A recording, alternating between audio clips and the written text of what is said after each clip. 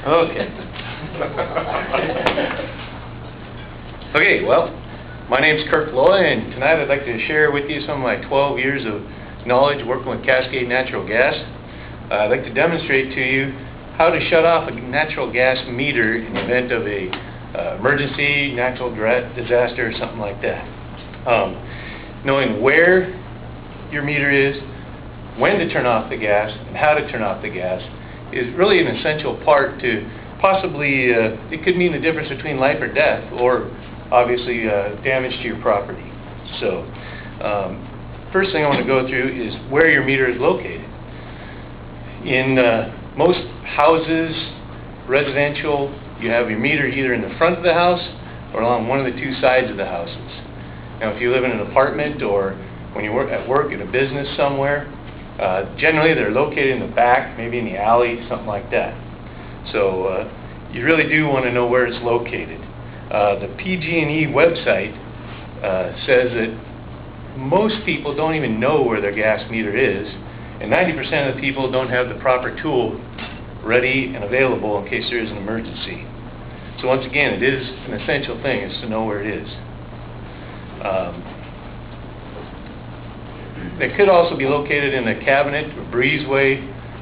Sometimes they're hidden. I've even found some that are actually inside the house, which is against the code, but some of them are still that way.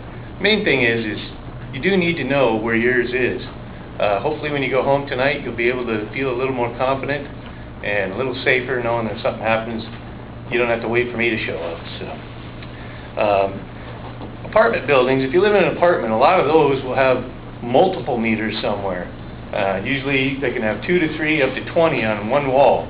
And if that's the case, you'll want to know which one is yours, because each one has an individual turn-off for each individual unit. So once again, you want to know where that is. It should be marked, but if it's not, you do want to know which one's yours. When to shut off your meter. A lot of people think that just because they smell a little bit of gas, they should go out and shut off the meter. And that's not necessarily the case. In fact, the American Red Cross says you shouldn't shut it off in case you really believe that it is an emergency.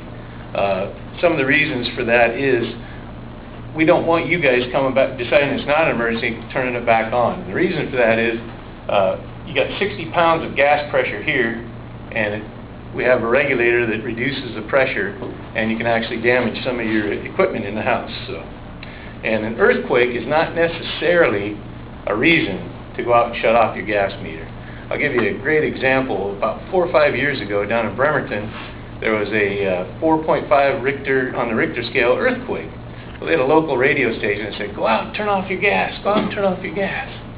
It took us 2.5 days to get everybody's gas back on, and we didn't find one broken pipe or one leak that we could attribute to the earthquake.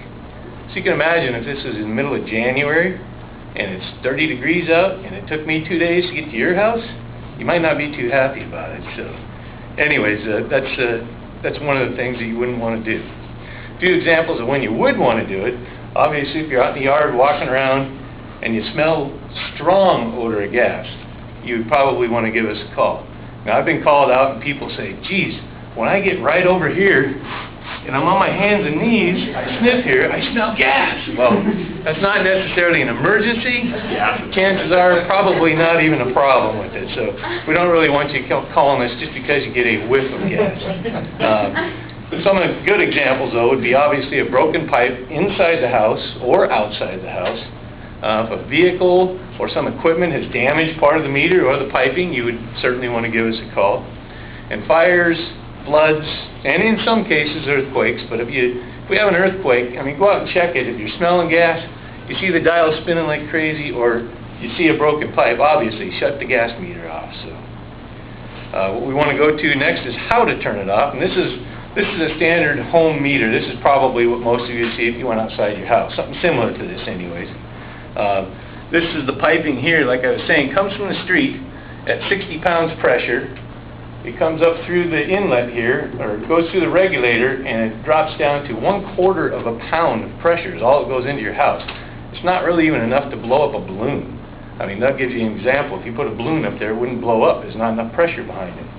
And so here's the inlet to the meter.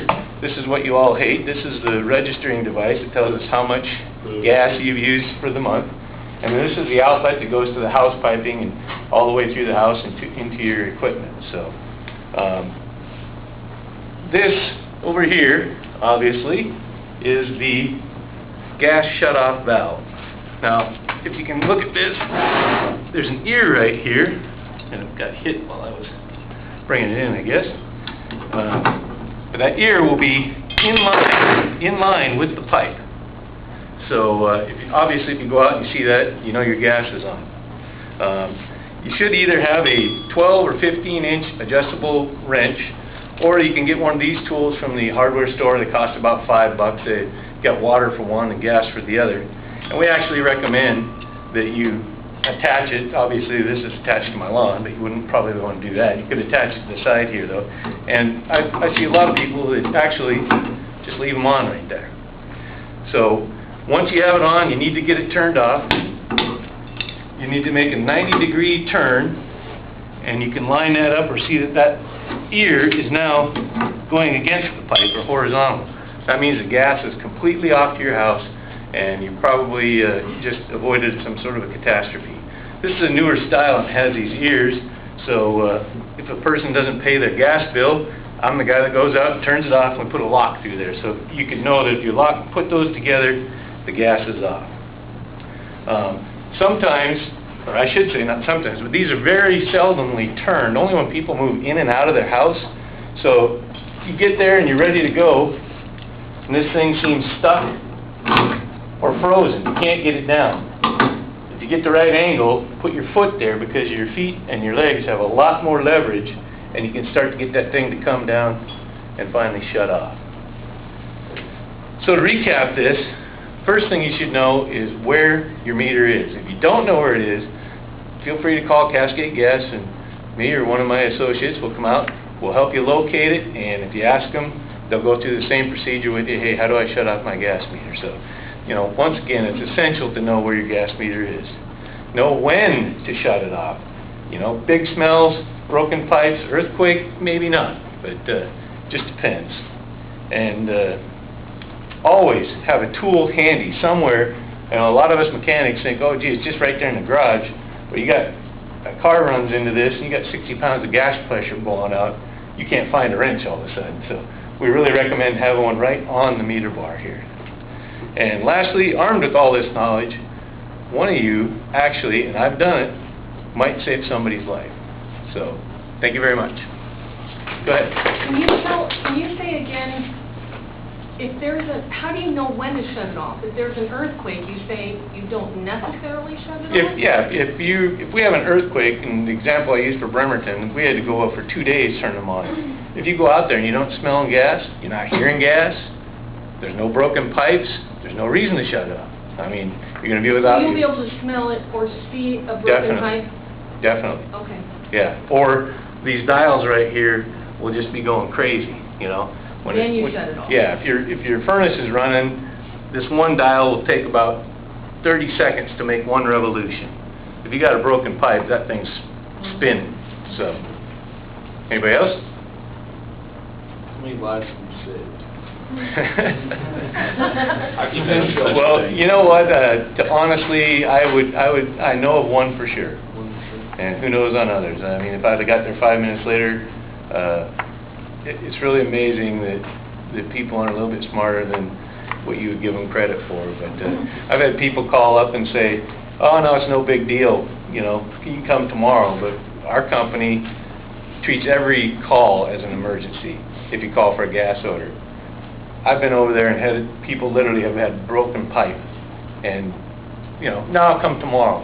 I've also been called over to one where I had to get soap out to even find a little leak, and they wanted to call 911. So, I mean, we treat everything as an emergency, and, you know, if you have any question, we'd rather you call than not, that's for sure. All right? All right, thank you.